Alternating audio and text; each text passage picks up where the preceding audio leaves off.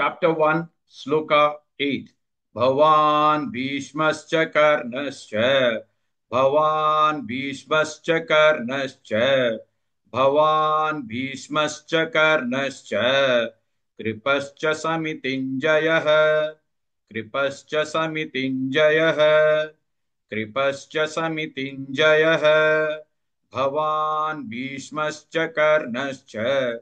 कृपश्च समितिञ्जयः भवान् भीष्मश्च कर्णश्च कृपश्च समितिञ्जयः भवान् भीष्मश्च कर्णश्च कृपश्च समितिञ्जयः भवान् भीष्मश्च कर्णश्च कृपश्च समितिञ्जयः भवान् भीष्मश्च कर्णश्च कृपश्च समितिञ्जयः अश्वत्थामा विकर्णश्च अश्वत्थामा विकर्णश्च अश्वत्थामा विकर्णश्च सौमदत्तिस्तथैव च सौमदत्तिस्तथैव च सौमदत्तिस्तथैव च अश्वत्थामा विकर्णश्च सौमदत्तिस्तथैव च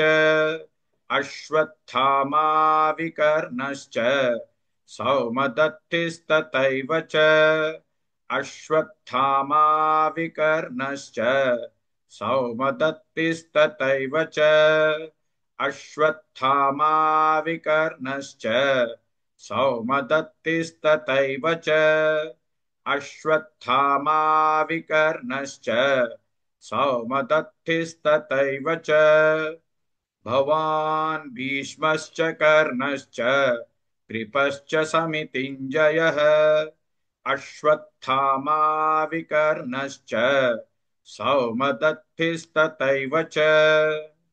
Please like and share this video because you could be instrumental in helping someone around the world recite the Srimad Bhagavad Gita, thereby helping them to have a life of unending opulence, victory and prosperity. This is mentioned in chapter 18, sloka 78. Yes, don't forget to buy my book, Leadership Can Be Child's Play. Namaste.